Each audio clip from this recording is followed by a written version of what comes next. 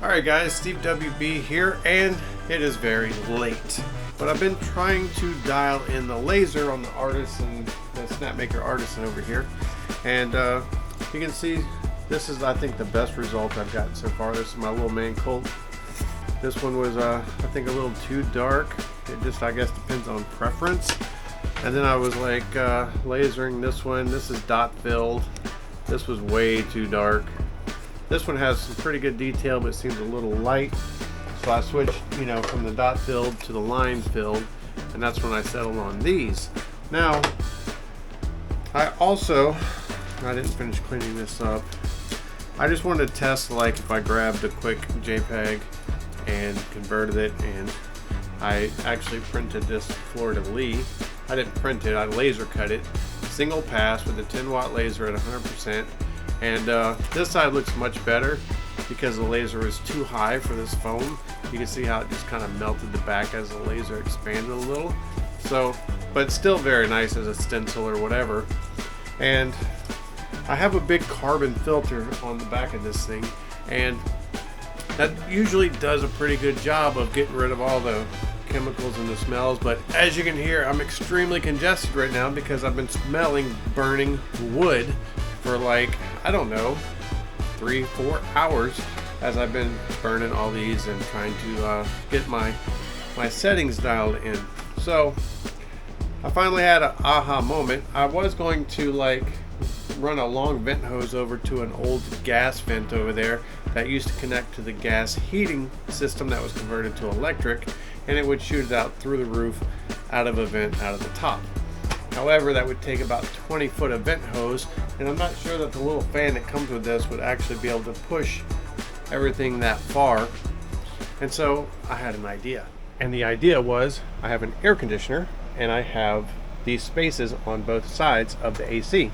So what if I was able to just, like, pull this back and put something in here with a hose adapter on it that I could connect to the hose, and then I only have to run from there to right here at the back of the machine to eliminate all those burnt wood smells and potential toxins. My filter is a carbon filter, so it does eliminate a lot of the toxins and stuff. And actually, when I was burning that styrofoam or that foam, I didn't smell anything at all. And I don't know if it's just because I'm super congested now from the wood, but when you're burning wood, I could still smell the wood, but I didn't see any smoke. So it was eliminating the smoke, but I was still getting the smell, and my nose is just messed up, so I can't be doing this.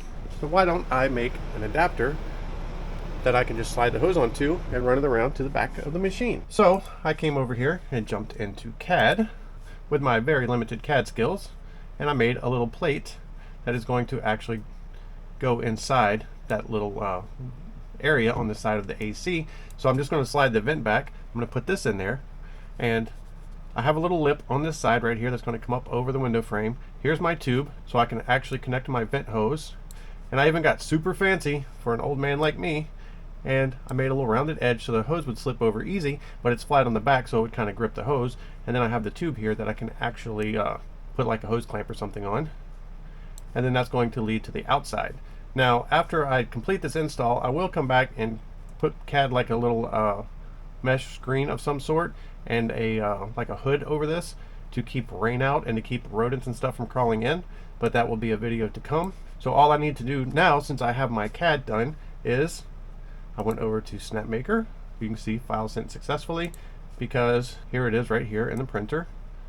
It does fit on the bed. It's a 400 cubed bed. This is only about 340 millimeters, so I have a little room to spare. I'm going to print this out of PETG, so it's heat resistant. I'm going to print it on there strong and rough. The reason why I'm picking rough is because it's a 0.24 millimeter layer height, so it'll print much faster.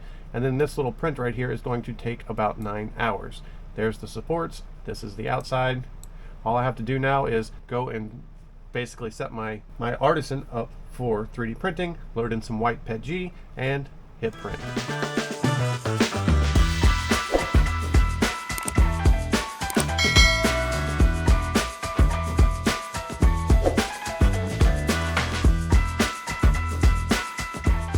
Nothing like waking up to this mess. Things didn't go as planned, apparently. It looks like the corners lifted and the actual tool head sensed the pressure and shut down the print.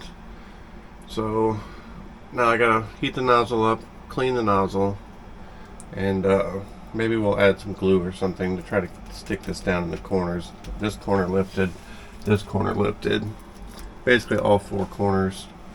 And for PETG, you would think it would have stuck a little better, but maybe I should have cleaned the plate or something. I'm going to chalk this one up to user error, and then we'll see what happens on the next go round.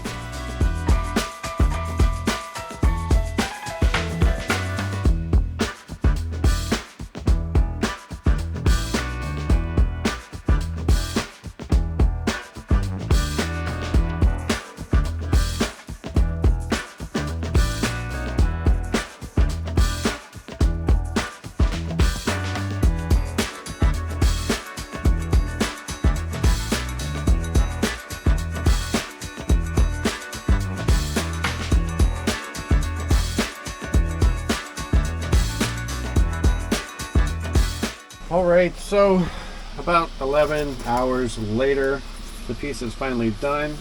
My drama with PETG continues. This did print. This top layer is nice and smooth, but you can see it kind of struggled right here, and I think it's just because the PETG is wet.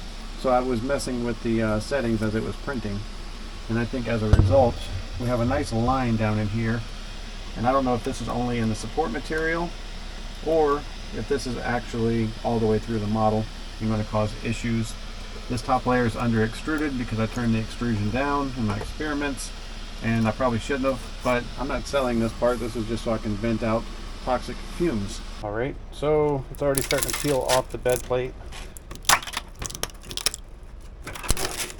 What we want to know is how bad is the side that the actual hose clamps on.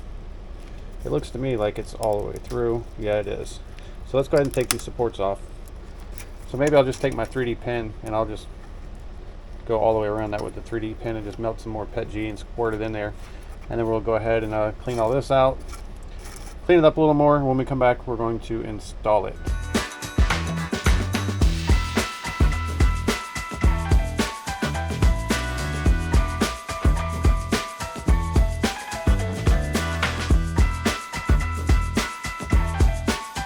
And there you go, it's been welded. I haven't used that 3D pen very much, so I'm not very good at it, but that should hold it a lot better than not having anything at all. So let's go ahead and get this installed and see if it works. Alright, so time for the moment of truth. We have our one-of-a-kind on the entire planet piece here. We brought it from the digital world into the physical world, and now we're going to slide this open and see if this is going to work. So it's designed to kind of sit right here. Alright, so now that we know it fits, we're just going to put this right here. Add the magic bonding tape, aka duct tape. I mean, if this was inside, I might try to do something a little more permanent, but for now, since it's outside and looks aren't all that important, well, it's a very snug fit, but it's a fit. Maybe next time I'll not make it as tight, but on a good note, I won't have to put a hose clamp on it. It's definitely tight enough. So now we just need to connect the other end of the hose to the machine. Alright, so I apologize for the dark shot, but here's the other end of our hose. And yes, it does have a hose clamp that I can put on here.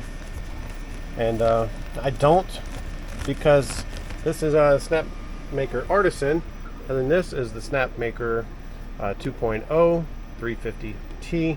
And if I'm burning with this one, I want to be able to just pull the hose off, stick it on that nozzle, and just work them back and forth. Alright, so we're testing out the ventilation system that runs through and comes out over there. We're going to go outside to see how much smoke is coming out. I'm actually cutting all the way through this 4mm board. You can see that the 10-watt laser is able to slice right through that with one pass. And what I'm cutting out is a turtle puzzle. I don't know how well you can see that or not in there, but it's making short work of it. So it is working. You can't really see smoke, but I can definitely smell it. The inside is so much better than it was before, because with just a little bit of smoke, even with that filter, it was enough to burn my eyes, kind of like it's doing right now standing out here by this vent. But so far it's working very, very well. Alright, so in today's video we learned how to make a nice adapter to get rid of harmful fumes and smoke while you're 3D printing laser cutting, which is very cool indeed. We also learned that this 10-watt laser will cut 4mm basswood very, very easily, but we got it all done. The project was a success. If you like content like this, make sure you leave a thumbs up, subscribe to this channel, and maybe next time we're going to add a little vent for the outside, because we have to cover that hole somehow so no critters find their way in through that opening. Till then, I'm Steve WB, and I'm out.